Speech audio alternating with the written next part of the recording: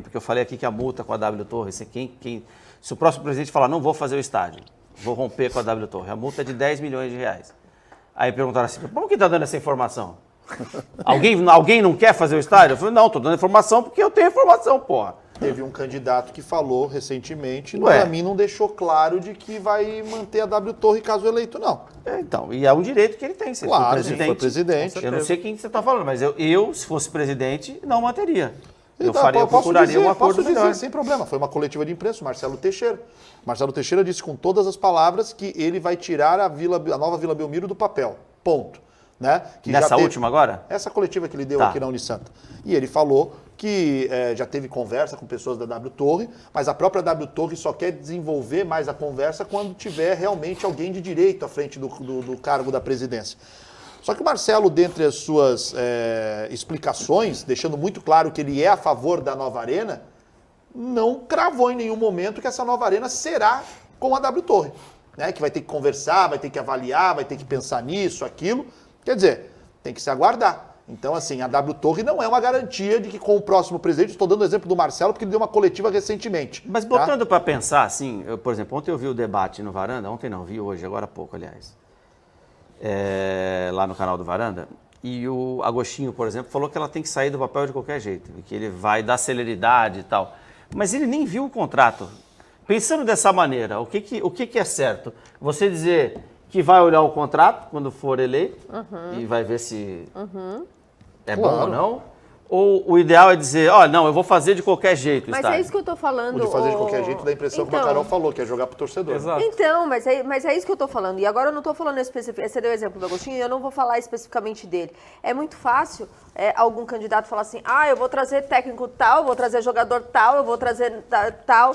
Tipo assim, ele entrou, ele viu a conta bancária do Santos, ele já sentou na cadeira e ele viu qual que é a situação, se ele pode ou não pode, ele tem um investidor já para trazer aquele jogador, e aí é isso que eu tô falando, é falar o que a torcida quer ouvir, porque ele não sentou ainda, Léo. E a mesma coisa da Arena, ele nem olhou o contrato, ele não sabe se de repente tem ali ó, nas letrinhas pequenininhas tem uma multa, se ele vai poder pagar essa multa para tirar a W Torre. Se vai arrumar alguém para fazer mais vantajoso. Exatamente. Tem vários fatores, né? E aí fica muito vago, você concorda? Mas esse é um tema bem complexo, né? Porque, muito. Assim, o que eu percebo da maioria do torcedor é que, tanto faz, tem que ter arena. Ninguém quer saber do negócio. Mas Léo, isso é normal, é a mesma coisa o torcedor quando a gente fala da questão financeira. Não vamos ser hipócrita. O torcedor, e eu vou dizer da do Santos, tá? Mas isso é geral.